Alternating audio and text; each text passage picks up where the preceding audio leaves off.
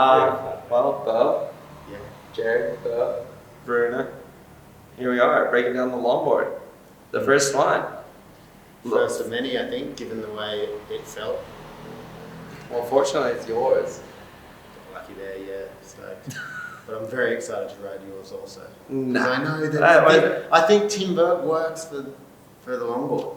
Why? Why do you think it works so well? I have no idea, but turning and nose riding feel equally as good as a regular longboard with PE foam. So that's Easily without a no-brainer when you've got a board that's going to survive the test of time. Yeah, and surprisingly, like we're doing the R&D, we're going through the boards, we're going through the models, but yeah, like you're saying, surprisingly to me, this wood is just blowing my mind. I couldn't believe it. Yeah, I know. I had no idea what to expect. And then first wave in, I did a turn or two. I'm like, oh, it's responsive, it's giving back, it's following through the flats, the waves were literally 1 foot high, and I was like, I wonder if it nose rides. It seemed to nose ride the same as any other amazing board I've had. It did. So let's break down your model. So these guys clearly, obviously, wanted to get a longboard from you. This is something that you've been riding. You've ridden a million longboards in your life. Obviously, you have everything that's ever been pretty much made under your feet. Yeah. So, like, what was it? What brought you to be like, all right, this is the one board that I want to make, that I want to produce, I want to show the world? And why? And why? Why not? Well, like first and foremost, it's a tip of the hat to someone who I feel is the best longboard shaper ever to grace the earth, and that's no disrespect to Bob McTavish and many of the other incredible shapers, but from my long period of time riding a longboard and influences, Donald Takayama's like a god to me and a lovely human being. And like I've even told Diane Takayama I've got a board that's an ode to Donald's Model T, because the Model T I rode solid for 12 years, couldn't get off the thing. It got me hooked on the glide, the trim, the flow, large hatchet fin that allowed really engaged turning, and a little bit of concave under the nose, levitation, lift, levitation, and hold on the nose, and it just got me so dialed into riding the smallest waves I could, and when no one else could actually really surf, you could ride that board. So I tried to just replicate something of similarity, and like from a hand shape, and the pendulum is what I got. And Well, I mean, if you're gonna learn from the best, you are one of the best. On the wall jam, I think you kind of know what you're talking about, and I know what like you said, I know what I know what I want the board to feel like. Yeah. And like Harry and I were talking, and I was worried about the first surf on the Varuna longboard. What was worrying you so much? It's a little thinner than I regularly shape that size board. Yeah. But the boards have that little bit more flow. Mm-hmm. So I was kind of adjusting for that, and I was hoping I had all the parameters right, and then it did all that. It did all that, and as you've stated, like to me it felt like it did more, like the turning, maybe it's the timber, but obviously you've got Dewey Weber and Hap Jacobson, those guys with a lot of timber in their boards back in the day.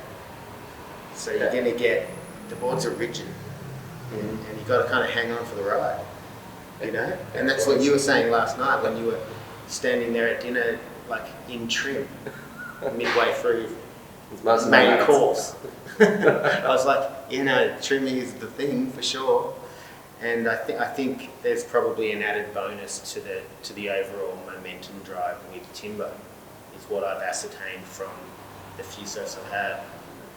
Yeah, completely. I've definitely felt the last 2 days of us surfing your model and being on this new Varuna technology. It's definitely blown my mind and opened it to what's capable and the possibilities of these boards. And yeah, like you said, the fluidness of the board connecting you know, we might have thought it would have been too stiff with wood. There was no flex. But I think the thinner versions of your board, especially, it's not really not that stiff. It actually, It doesn't feel that thin when you're paddling around. yeah. It's got the air inside, obviously. Mm. And then like we spoke about it yesterday, like my opinion of getting to watch you surf on a board that I've created and designed, and it's just mind blowing for me because I love your surfing style. And to know that, like, you can tell when someone's gelling with something, and that was really special for me.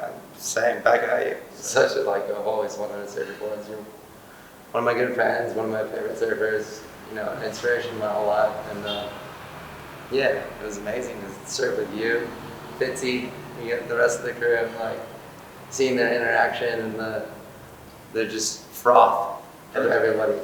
And like we've both surfed long enough, it's like when something really works, you can say so much, but there's only so much you can say because the proof's in the pudding. Like, it does what it does. Like, it's an incredible board. Yeah. And I didn't know that was going to be the case. No, but like you're saying, the proof is in the pudding. It does work. And the one of my favorite things was seeing, like, we all have different styles. Like, you wrote it, I wrote it, Fitzy wrote it, Lily wrote it, and everyone was, like you said, gelling with it.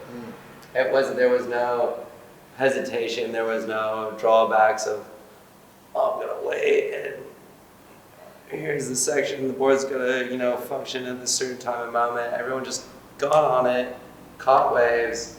Even your friend Juzzy. Yeah. I mean, come on, the guy Full trim. full trim, didn't have to do anything. He was in the perfect place, Yeah. the perfect moment, the perfect time. And like that first little surf out the front here, it was honestly, as you know, it's always on a longboard you want to try and ride tiny waves and feel the board out. Like, that's probably a key initial test. And it was all that. It was onshore, half a foot, predominantly horrible. And I stayed out for probably an hour and a half, and I moved the fin around. I was looking for areas it was going to hang up. I was looking for glitches in the system, and I couldn't fault it in any way.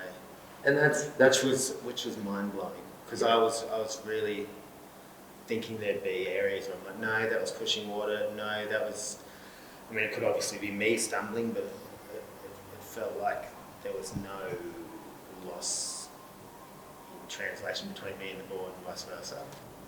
you had your fin that's your proof in the But I had a pudding. blast on your ranked fin. Yeah. Like I was like, I was holding and swinging through and holding. We all tried very different fins and very, you know, all different designs, and they all worked. That's like really hard to do in a lot of boards. So, hats off to you. I mean, we had an amazing time, and I can't wait to do more. Yeah, me too. Awesome.